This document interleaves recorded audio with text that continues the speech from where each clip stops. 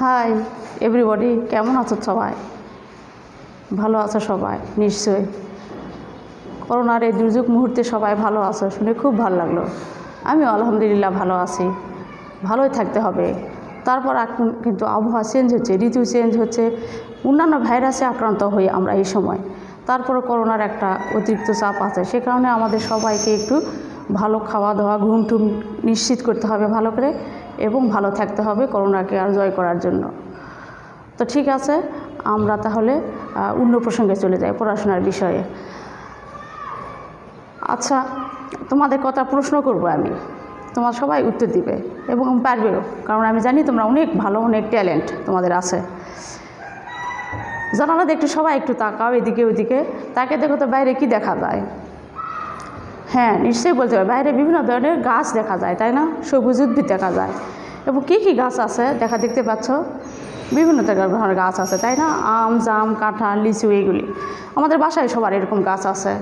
আম, জাম, কাঁঠাল এরকম গাছ আছে। তো বাড়িতে যে আম, জাম, লিচু, পেয়ারা, কাঁঠাল আছে, একটু খেয়াল করে বলতে পারবে তোমরা যে একটা উদ্ভিদ বা গাছ এর আমরা কী কী অংশগুলা দেখতে পাই? কে কে বলতে পারবে? ও আচ্ছা, তোমরা বলো, আমি নাম লিখি।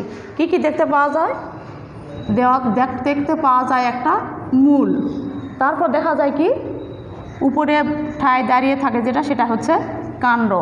কাণ্ডতে সবুজ অংশ আছে, সেটার নাম হচ্ছে পাতা। পাতাতে সুন্দর সুন্দর বিভিন্ন কালারের বল দেখা যায়, সেটার নাম কি? হ্যাঁ, ফুল। ফুলের পর আম, জাম, পেয়ারা যেগুলো আমরা ফল খাই, সেগুলি হয় কি?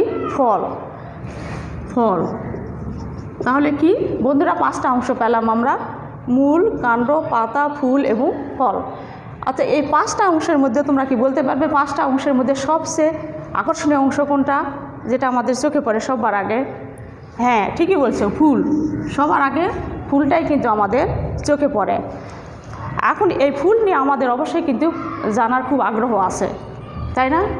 আজকে আমাদের আলোচনা করব, বা আমরা আজকে জানব যে ফুল কি, এবং একটা ফুলের কয়টা অংশ থাকে, এবং সেই অংশগুলো কেমন গঠন হয় এবং তাদের কাজ। তাহলে আমরা সবাই লিখে নিব যে আজকে পাঠের বিষয়টা হচ্ছে যে একটি সম্পূর্ণ ফুলের বিভিন্ন অংশ। সবাই লিখে নাও, আমি লিখতেছি, তোমরাও লিখবে। একটি সম্পূর্ণ ফুলের বিভিন্ন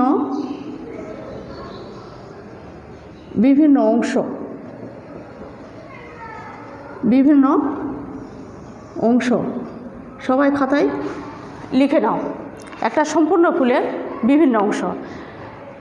একটা সম্পূর্ণ বিভিন্ন অংশ জানবো শিক্ষার্থী, কিন্তু তার আগে আমাদের জানতে হবে ফুলটাই আসলে কি, তাই না?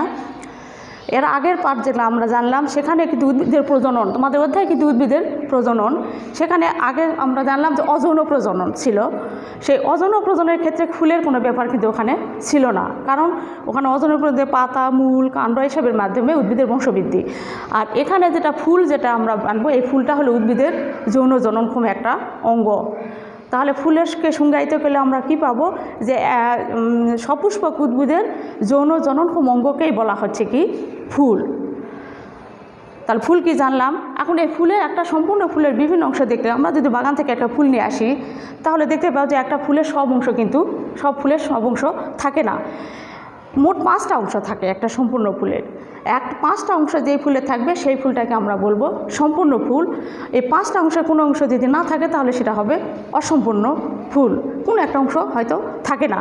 তাহলে আমরা যখন জানবো বা শিখবো, তখন কিন্তু একটা সম্পূর্ণ ফুলের বিভিন্ন অংশই জানার বা বোঝার কিন্তু চেষ্টা করব। একটা সম্পূর্ণ ফুলের এখানে একটা চিত্র আছে, দেখতে পাচ্ছ তোমরা, চিত্র আঁকানো আছে এখানে। একটা সম্পূর্ণ ফুলের মোট অংশ হয় কয়টা বলতে পারবে তোমরা? হ্যাঁ, থ্যাংক ইউ, 5টা। 5টা অংশের মধ্যে 1 নম্বর অংশটা হলো পুষ্পাক্ষ। 1 নম্বর অংশটা হচ্ছে পুষ্পাক্ষ।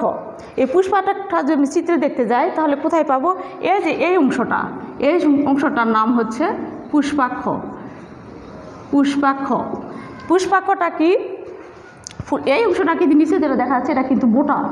বোটা কিন্তু একটা সম্পূর্ণ ফুলের অংশ হতে পারে না, কারণ বোটা কোনো ফুলে থাকতেও পারে, আবার নাও থাকতে পারে। যদি থাকে সেটাকে বলা হয় সবৃন্তক, আর যদি না থাকে তাহলে সেটাকে বলা হবে অবৃন্তক। যেমন এই ফুলটার, এটা ধুতরা ফুল, এটার বোটা আছে।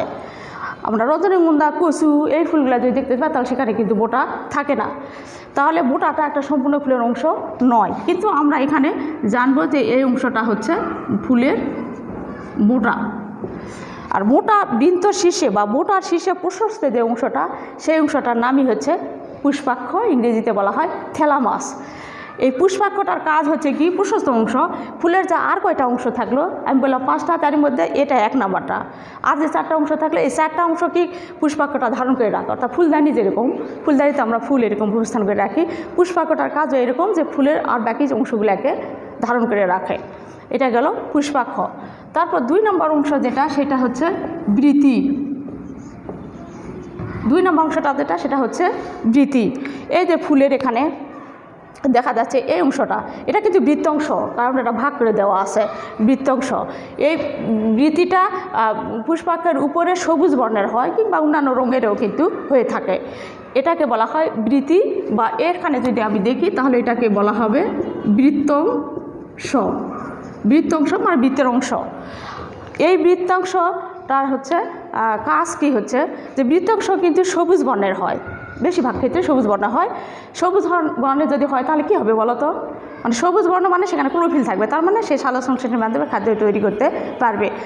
এবং যদি অন্যান্য বর্ণের হয়ে থাকে তাহলে কিন্তু কীটপতঙ্গ পরাগায়নে আকৃষ্ট হবে। আরও কাজ আছে, যখন এই ফুলটা ফোটে না কুড়ি অবস্থায়, তখন কিন্তু বৃত্তাংশ অন্যান্য অংশগুলোকে রোদ, বৃষ্টি বা পোকামাকড়ের আক্রমণ থেকে রক্ষা করে। বৃত্তাংশ বা বৃতি গেল, এই বৃত্তাংশ কিন্তু যুক্ত থাকে তাহলে যুক্ত বৃতি বলা হয়, আবার যদি পৃথক থাকে তাহলে বিযুক্ত বৃতি বলা হয়। ওকে, আচ্ছা ঠিক আছে। তাহলে এটা গেল 2 নম্বর অংশ। 3 নম্বর ফুলের সম্পূর্ণ ফুলের অংশ যেটা, সেটা হচ্ছে পাপড়ি। পাপড়ি বা দল। পাপড়ি বা দল বলতে বোঝাচ্ছে এরকম যে পাপড়ি, যেমন এটা ধুতরা ফুল, ধুতরা ফুলের পাপড়ি এটা।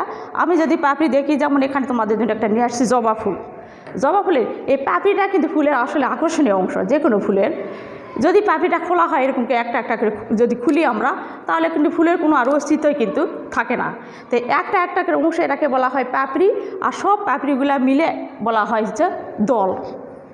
আর যদি আলাদা নামও আছে দলাংশ, সবগুলা পাপড়ি যদি একত্র হয় তাকে সেটাকে বলা হয় দল।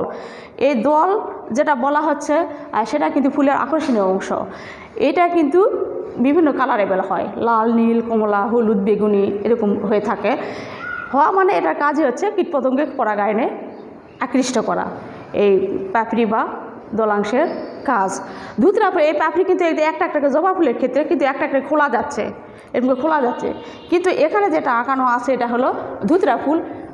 শিক্ষার্থীরা, এটা কিন্তু মাইকের মতো, মানে লাগানো আছে, একটা পাপড়ির সাথে একটা লাগানো, ওটাকে আলাদা আলাদাকে কিন্তু খোলা যাবে না। অর্থাৎ পাপড়িগুলা কিন্তু যুক্ত থাকে, এখানে যেমন বিযুক্ত একটা একটা করে আলাদা করে খোলা যাচ্ছে। এটা গেল হচ্ছে ফুলের 3 নম্বর অংশ। তারপর আসছে হচ্ছে 4 নম্বর অংশ। 4 নম্বর অংশটা হচ্ছে পুংস্তবক। পুংস্তবক। পুংস্তবকটা এখন আমরা চিত্রে দেখি পুংস্তবকটা কোনটা। এই যে এখানে দেখা আছে এক একটা, এই এক একটাকে বলা হচ্ছে পুংকেশর। এগুলা এটা একটা পুংকেশর।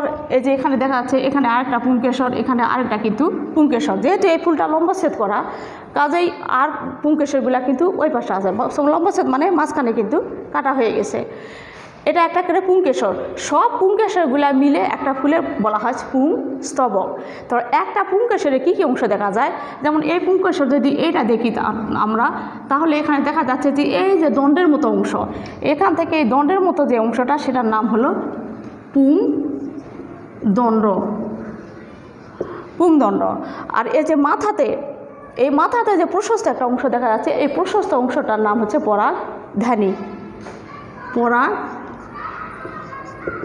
পরাগধানী।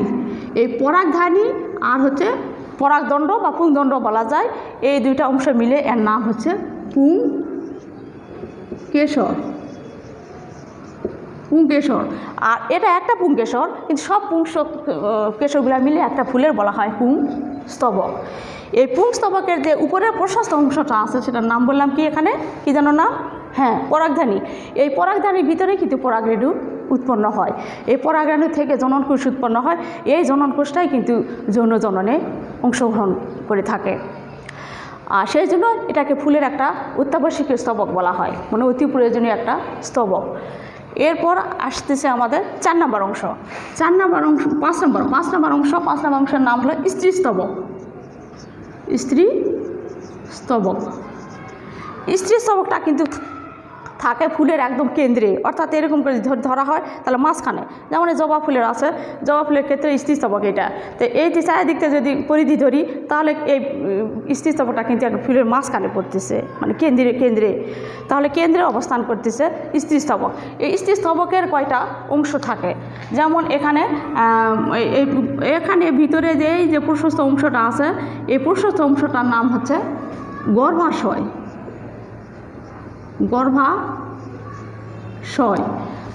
এই অংশটা গর্ভাশয়। এখান থেকে এই পর্যন্ত অংশটা লম্বা, যে দণ্ডের মতো অংশটা, সেটার নাম হলো গর্ভদণ্ড। এটার নাম হচ্ছে গর্ভদণ্ড। গর্ভাশয়, গর্ভদণ্ড। আর মাথার এই যে দ্বিখণ্ডিত যে অংশটা আছে এটার নাম হচ্ছে গর্ভমুণ্ড। এটার নাম হচ্ছে গর্ভমুণ্ড। তা একটা স্ত্রী স্তবকের অংশ হচ্ছে 3টা। নিচে প্রশস্ত অংশ গর্ভাশয়, তারপর দণ্ডের মতো অংশ গর্ভদণ্ড, আর মাথার দ্বিখণ্ডিত যে প্রশস্ত অংশ সেটার নাম হলো গর্ভমুণ্ড। এখন এই যে গর্ভাশয় আছে, গর্ভাশয় এই যে সাজানো আছে এরকম করে বিশেষ নিয়ে, এগুলাকে হচ্ছে ডিম্বক। গর্ভাশয়ের অভ্যন্তরে ডিম্বকগুলো একটা বিশেষ নিয়মে সুন্দরভাবে সাজানো থাকে। এই ডিম্বকের মধ্যেই ডিম্বাণু তৈরি হয়। তার মানে আমরা বললাম যে ডিম্বাণু বা হচ্ছে মেল গ্যামেট। আর এই যে এর ভিতরে বলছিলাম আগে যে হচ্ছে পরাগধানীর ভিতরে পরাগরেণুতে পুংজননকোষ তৈরি হয়। এই পুংজননকোষ এখান থেকে যখন পরাগায়নের মাধ্যমে পরাগরেণু এখানে পড়ে, তখন গর্ভদণ্ড ভেদ করে পরাগরেণুটা চলে আসে এখানে, ডিম্বকের মধ্যে ডিম্বাণু সৃষ্টি হয়ে থাকে, তখন ডিম্বাণুর সাথে নিষিক্ত হওয়ার পর যখন নিষিক্ত হয় তখন এই পুরা গর্ভাশয়টা নিষিক্তকরণের পরে গর্ভাশয়টা কিন্তু আস্তে আস্তে ফলে পরিণত। আমরা যে ফল খাই, আম, জাম, লিচু, পেয়ারা, সবই কিন্তু এই গর্ভাশয়ে কিন্তু পরিপক্ক একটা রূপই কিন্তু হচ্ছে এই ফল, আমরা যে ফল খেয়ে থাকি। তাহলে শিক্ষার্থী আমরা তাহলে জানলাম কি, তাহলে এখানে আমাদের এই চিত্রটার নিচে তাহলে আমরা লিখতে পারি এরকম যে চিত্রটা হলো একটি সম্পূর্ণ ফুলের বিভিন্ন অংশ। তোমাদের দেখানোর সময় কিন্তু জবা ফুল এখানে দেখালাম, কিন্তু এটা যে ছবিটা এটা কিন্তু ধুতরা ফুলের লম্ব ছেদ করা হয়েছে। তো ব্র্যাকেটে আমরা লিখব যে এটা হলো ধুতরার ক্ষেত্রে পাপড়ি পুংকেশের ধরন একটু এরকম, কিন্তু জবার ক্ষেত্রে বা বিভিন্ন ফুলের ক্ষেত্রে, জবা ফুলের ক্ষেত্রে যেরকম এইগুলা এই যে হলুদ বর্ণের মধ্যে আছে এগুলা সব এক এক ক্যাটাগরি পুংকেশর, সব পুংকেশরগুলো মিলে কিন্তু পুংস্তবক। আর এই মাথার এই যে 5টা অংশ দেখা যাচ্ছে এরকম, এটা স্ত্রী স্তবকের গর্ভমুণ্ড, এর ভিতর দিয়ে গর্ভদণ্ড, তার ভিতরে নিচে আছে গর্ভাশয়। এটা সম্পর্কে এটা একটা আলাদা করে জানার বিষয় তোমাদের যখন ক্লাস 9-এ যখন যাবে, যদি বিজ্ঞান বায়োলজি পড়ো তাহলে বায়োলজি 9-10-এর বইতে কিন্তু এগুলো আবার একটা করে খুলে একবারে ডিসেকশন মানে প্র্যাকটিক্যালের মাধ্যমে তোমরা আবার ভালোভাবে ক্লিয়ার হতে পারবে। এখন তাহলে আমরা কি জানলাম আজকের পাঠে? জানলাম যে ফুল কি, একটা ফুল মোটা থাকলে সবৃন্তক, না থাকলে অবৃন্তক। তারপর একটা সম্পূর্ণ ফুলে 5টা অংশ, সব ফুল সম্পূর্ণ নাও হতে পারে, কোনো অংশ নাও থাকতে পারে, তাকে অসম্পূর্ণ ফুল বলা হয়। একটা সম্পূর্ণের যে 5টা অংশ, সেই 5টা অংশ আমরা এখানে জানলাম, প্লাস চিত্রতে আমরা দেখলাম। এরপর প্রত্যেকটা অংশের কাজ কি তাও কিন্তু আমরা একটু করে জানলাম।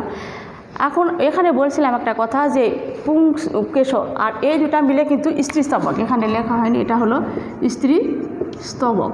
5 নম্বর যে অংশটা, এই পুংস্তবক আর স্ত্রী স্তবককে বলা হয় ফুলের কিন্তু অত্যাবশ্যকীয় স্তবক। আর এই দুটা অংশই পরাগায়ন নিষেকের মাধ্যমে ফল এবং ফল উৎপন্ন হয়, ফল থেকে তো আমরা বীজ পাই, বীজ থেকে আবার নতুন বংশধর সৃষ্টি হয়। তাহলে এই অংশগুলো জানলাম। ওকে, সবার সমস্যা নাই কারো? আচ্ছা, যদি না থাকে তাহলে আমি তোমাদের বাসায় একটা কাজ দেবো, ছোট্ট একটা কাজ দেবো, সবাই করতে পারবে তো? আচ্ছা, ঠিক আছে। তাহলে কাজটা সবাইকে সুন্দর করে কিন্তু খাতায় লিখে নিতে হবে। সবাই লিখো, বাড়ির কাজ। একটি সম্পূর্ণ ফুলের বিভিন্ন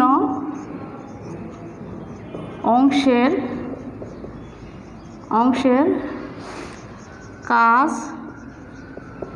ব্যাখ্যা করো। সম্পূর্ণ ফুলের বিভিন্ন অংশ মানে 5টা অংশের কাজ, এটা একটু একটু ব্যাখ্যা দিলাম। তারপর যদি একটু কনফিউশন থেকে থাকে, তোমাদের বইতে আরও সুন্দর করে সব দেওয়া আছে। তাই আজকে পার্ট যেটা হলো, এর সাথে বইয়ের অংশটা যদি সমন্বয় করে আরও একটু তোমরা চর্চা করো, তাহলে আমার মনে হয় আরও বেশি বিষয়টা তোমাদের ক্লিয়ার হবে, কারণ তোমরা অনেক ভালো, অনেক ট্যালেন্ট আমি জানি। তো ঠিক আছে, আজকে আর কথা নয়, ভালো থাকো, ভালো করে সুন্দর করে পুষ্টিকর খাবার খাও, রোগ প্রতিরোধ ক্ষমতা যেন বেশি হয়, ইমিউনিটি সিস্টেম যেন বাড়ে, সেই অনুযায়ী খাওয়া দাওয়া করবে, ভালো থাকবে। আবারও দেখা হবে সবার সাথে। Thank you.